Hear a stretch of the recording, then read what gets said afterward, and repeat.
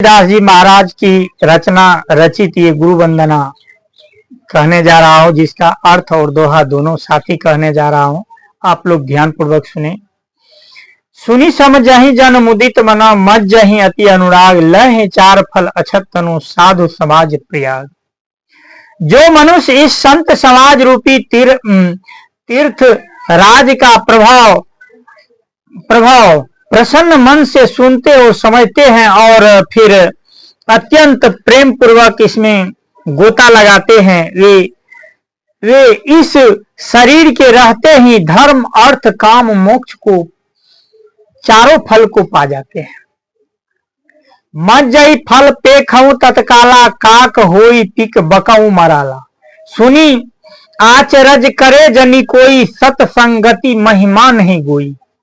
इस तीर्थराज में स्नान का फल तत्काल ऐसे देखने में आता है कि कौवे कोयल बन जाते हैं और बगुले हंस। यह सुनकर कोई आश्चर्य न करें, क्योंकि सत्संग की महिमा छिपी नहीं है।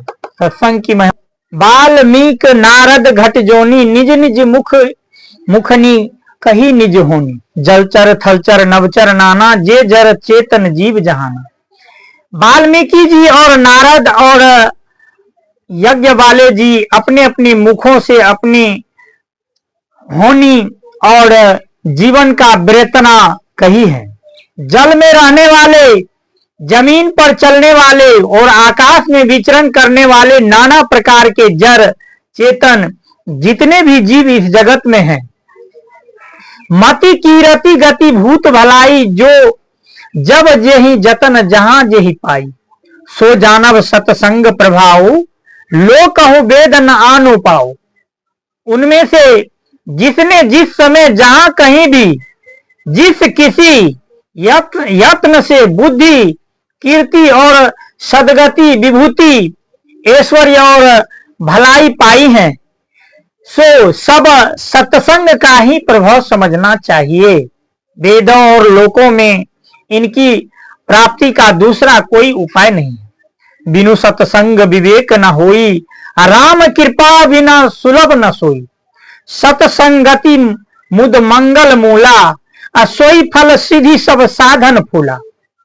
सत्संग के बिना विवेक नहीं होता और श्री रामचंद्र जी की कृपा के बिना वह सत्संग सहज में ही मिलता नहीं। सत्संगति आनंद और कल्याण की जड़ है। सत्संग की सिद्धि प्राप्ति ही फल है और सब साधन ही फूल है। सत सुधरहि सत्संगति पाई, पारस परस कुघात सुहाई। विधिवश सुजन कुसंगति परहि, फनि मनि सम निज गुण अनुसरहि। दुष्ट भी सत का संगति पाकर सुधर जाते हैं।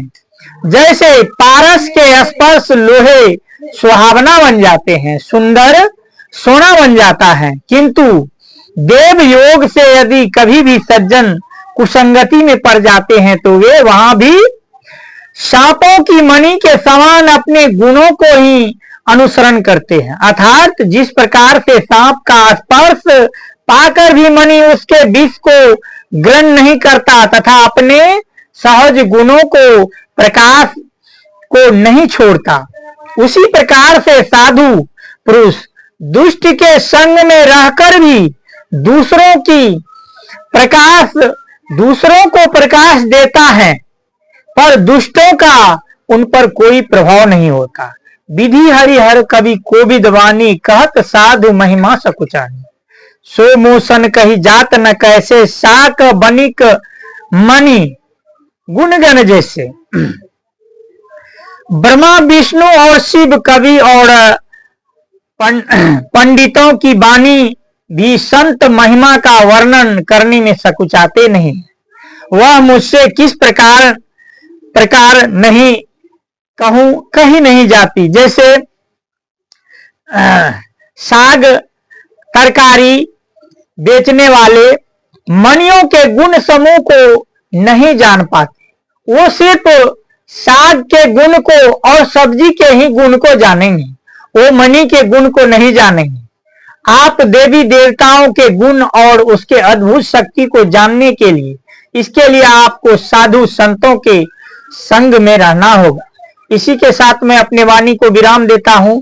अगर ये अर्थ और दोहा आपको अच्छा लगा हो तो इन्हें शेयर करें, कमेंट करें और एक दूसरे के पास शेयर करें और लाइक करें और यूट्यूब चैनल पर जाके चैनल को सब्सक्राइब करें। जय हिंद, जय भारत।